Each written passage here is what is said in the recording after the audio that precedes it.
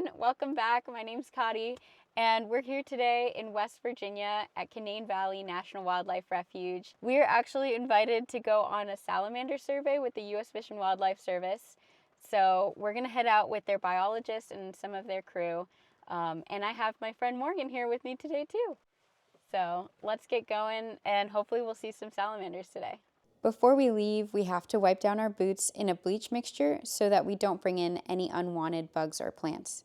It's just an extra safety measure to protect the habitat.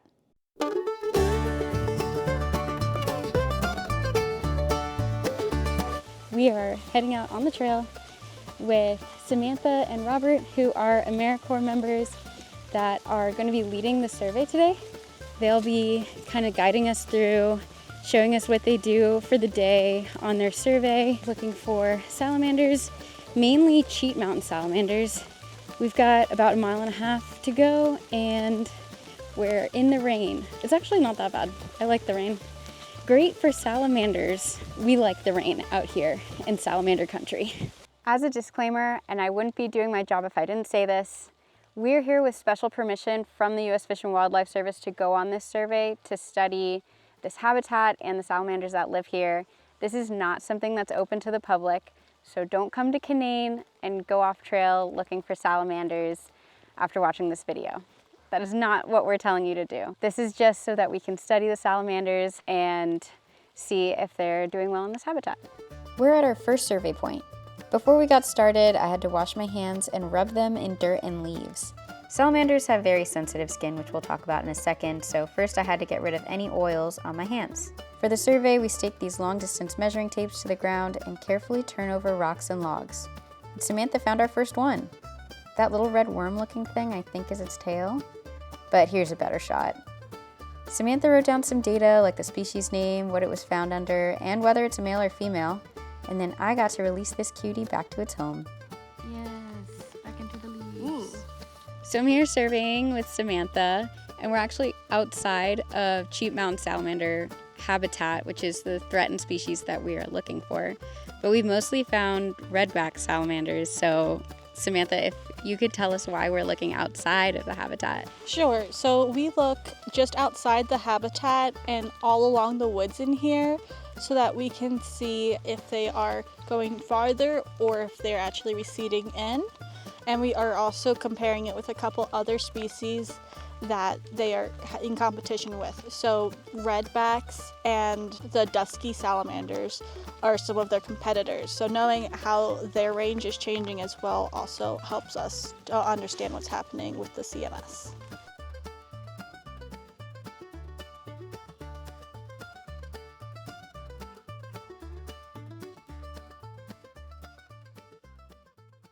Some fun facts about salamanders while we look for our next point. Salamanders are amphibians, like frogs, so they're kind of slimy. They're not scaly like lizards. So the Cheat Mountain salamander that we're looking for is threatened.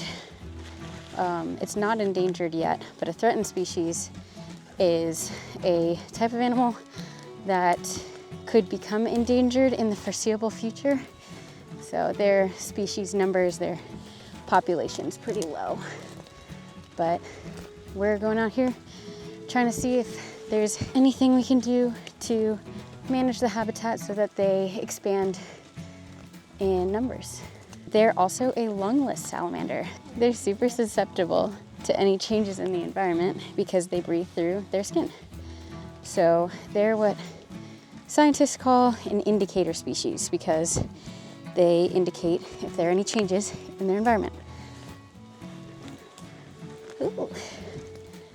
Cheat Mountain salamander also enjoys living in forests dominated by red spruce and yellow birch. And they live in high elevations, which is why we are going uphill. Whew, I'm out of breath.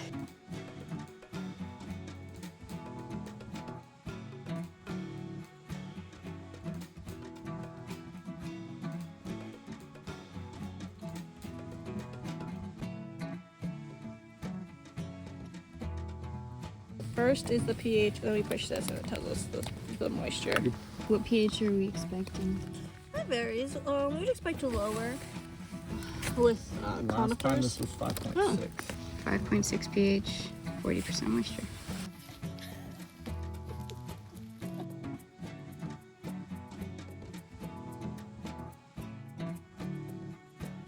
Haven't seen any CMS yet. Cheap mountain salamanders. Not seen a single one.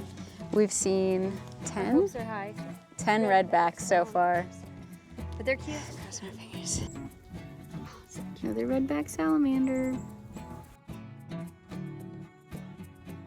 We're at the boardwalk overpass, and Robert's going to tell us why this is here. So the Refuge built the boardwalk back in 2017 to try and get salamanders to cross this ski trail here. The hope was that we would see CMS moving from one side of the trail to the other side of the trail. So to monitor this, we've started doing a mark recapture survey. And in the past 7 years, we've discovered that they do not move across the trail. It's still compacted. The soil's just not holding the moisture, so it gets really dry really fast. So we're trying to start doing other studies to see if we can start getting salamanders to move across these old logging roads and man-made obstacles in their way. Oh, wow. Most of the boardwalks we build are like this. They specifically widen them, hoping to, get more water and leaf litter down through there. Crazy. It's like an inch and a half. Inch and a half, 2 inches, yeah. Where usually it's like half an inch.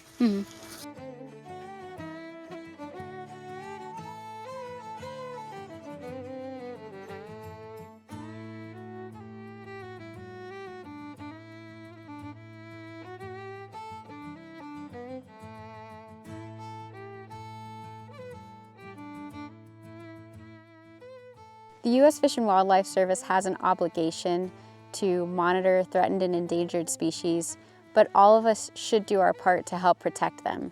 There's lots of things that you can do at home to help protect species like cheap mountain salamander. Salamanders need wet places to live, and if we have droughts due to climate change, that will threaten their population. You can do your part by making sure to turn off your electronics when you're not using them, making sure that you reduce your trips in the car or by plane, using more public transportation. Anything that can reduce your carbon emissions will help threatened and endangered species.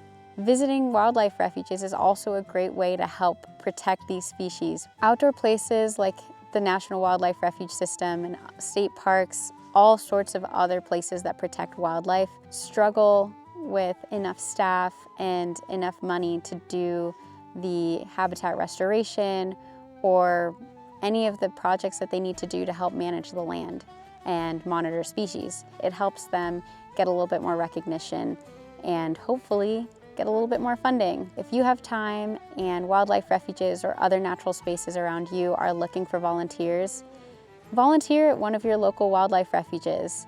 It's a great way to give back to your community and help wildlife like salamanders. If you want to know more about what you can do to help protect wildlife and protect our natural spaces, write down in the comments below and I'll do some research on anything else that we can do to help protect places like this. That wraps up our salamander survey for today. Let's head back to the visitor center. We're all done for the day. In total, I believe we saw about 12 redback salamanders. No cheap mountain salamanders, but that's okay.